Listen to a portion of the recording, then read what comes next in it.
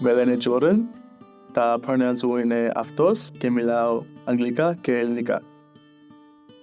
Η μαμά μου είναι Ελληνίδα, γεννήθηκε στην Αίγυπτο και μετανάστευσε στην Αυστραλία όταν ήταν 3 χρόνων με οι γονείς της. Και ο μπαμπάς μου γεννήθηκε εδώ στην Αυστραλία και είναι Μακεδόνας. Είναι δύσκολο να μιλάμε για τη ψυχική υγεία στα ελληνικά because a lot of it is very sort of clinical and formal. So it sort of takes the personal experience out of it. So particularly when I speak about my mental health with my parents, with my mum, it's always in English. It just feels a lot more natural. I feel like, especially coming from like a family of immigrants, particularly, like I'm only second generation on Bob's side, there's a lot of like emphasis on work. And you kind of like, it's just work and like everyone has bad days kinds of things. That's sort of the experience with my extended family, at least. My immediate family is a lot more supportive, but I know that's something that they've struggled with as well. And that's something that they still have to like push through.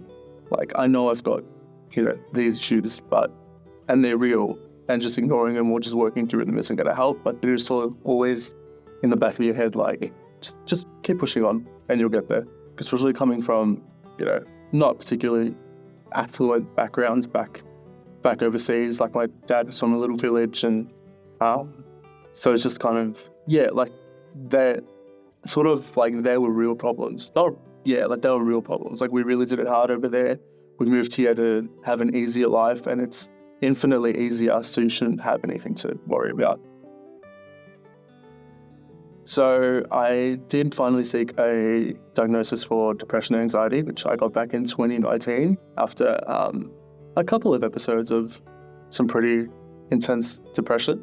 Again, I was just sort of attributed them to tough times, things that I was going through, which weren't not true, but yeah, that sort of triggered the worst of it.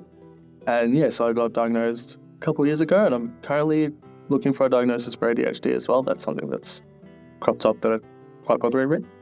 Particularly going into lockdown, I was in quite a good mental place right before lockdown. Like I was really into my exercise, really into my nutrition, was feeling great.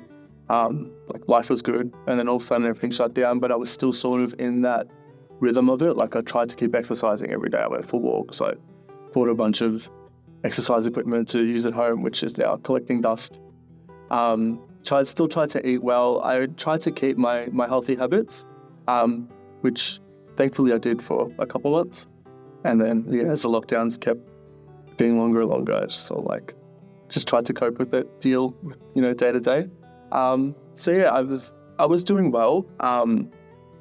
No small part to medication in particular, antidepressants, which helped me a lot. They were a huge part of getting me out of that slump. Thankfully, I come from a family. Thankfully is a weird word, but I do come from a family who does experience mental health issues, and so they've always been very supportive of making yourself feel better by any means necessary. Like medication is so welcome, So I'm lucky to come from that, but I do acknowledge that there are people from my community who do struggle with that kind of acceptance, particularly from their friends and family.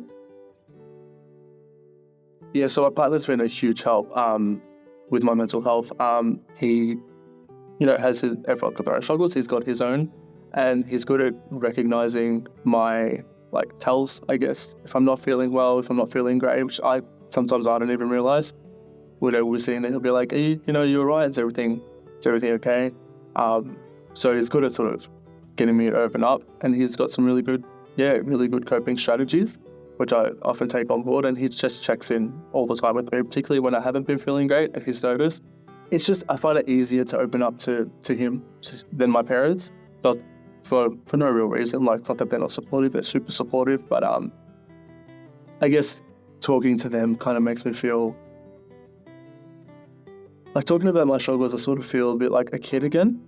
Like I feel sort of very vulnerable in a way that they may not, again, not that it's their fault, they may not offer anything like substantial. It's more of like a place of concern. Like they want me to get back, they want me to feel well again as parents. Whereas talking to my partner who especially who particularly is more experienced in that sort of area than they are, he's really good at sort of like this is what helps me. I think this will help you. We'll sort of action these things together and we'll get through it and we'll both feel better about it in the long run. Yes, I definitely do feel slightly disconnected from my culture, or more from my upbringing. Well, I've got some super supportive friends from my childhood. There are definitely some people who I feel a bit too conservative, a bit too unwelcoming for my liking. And so I don't speak Greek as much as I used to because I don't really surround myself with everyone that I used to. Particularly getting out of school and things like that. I enjoy it, but I have no need for it from, every day. And there are days that I don't speak it at all, as much as I try to practice. So yeah, there is a slight disconnect. But that's when I sort of remind myself, like, okay, this is, it's part of who I am kind of thing. I've never been ashamed of it and never will be. But I do often have to sort of reteach myself, especially the language, very rusty. Yeah, so I definitely feel more comfortable using Greek around my family. I often just walk around speaking it to myself sometimes. Like I'll ask myself a question and try to answer myself in Greek.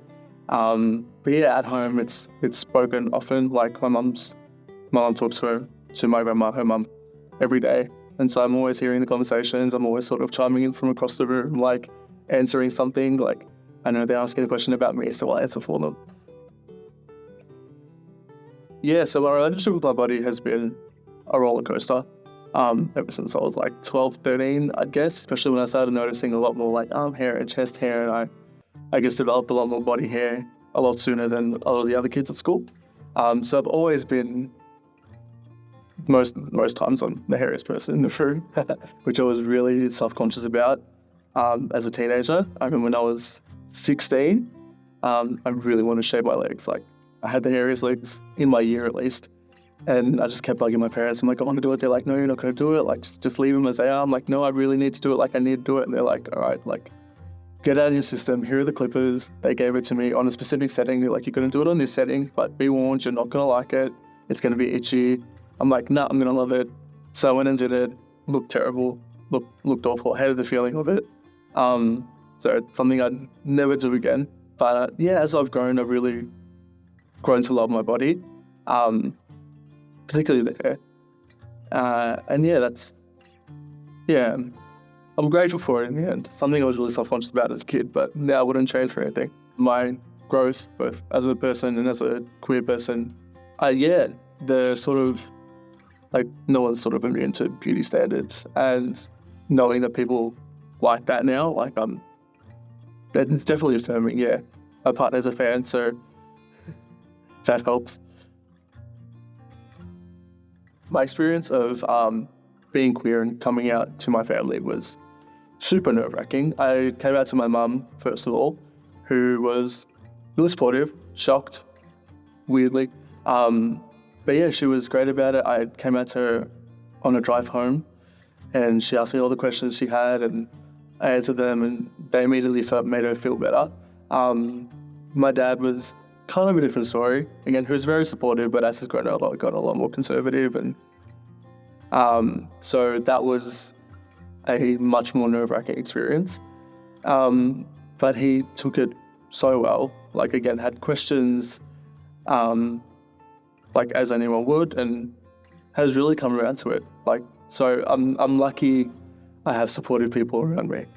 I was kind of worried about coming out, particularly with like cultural expectations and traditions, and they can often feel like huge roadblocks, huge barriers to coming out, because there's such an importance on culture, and particularly from my background, like religion is a big part of it. There's a real Christian element to the Greek culture in particular, and so you sort of can't get away from that. Like, my parents aren't super religious, thankfully, but there is that element that's always there. Like, there's always in the back of your mind, like, it's wrong or it's unnatural, and it's something I have to talk myself out of every now and then. The advice I'd give to particularly other Greek queer people about coming out and looking after your mental health is, I know how important culture and tradition can feel, and the anxieties and the fears that you may have in regards to them, but a lot of them are just fears. I think you know the people in your life, you know who's going to support you, and you just have to you need to be yourself. It's so important. And as long as you know you're safe and you're supported, that's all that matters. There are so many Greek people around, especially in Melbourne, biggest Greek population outside of Greece. Lots of them are going to be queer. You're going to find friends, you're going to find your family, you're going to find people who love and support you, and you're not alone. So right now, they're going well. I'm studying, I'm in my final year of uni, my Bachelor of Arts. Mentally, I feel like I'm finally getting back into some healthy habits, making myself feel better that way. And in the future, I'm keen to travel finally. I'm keen to have that 9 to 5 that I don't have. And yeah, I'm just really excited for things to come. Melele Jordan, que αυτή είναι η ιστορία μου.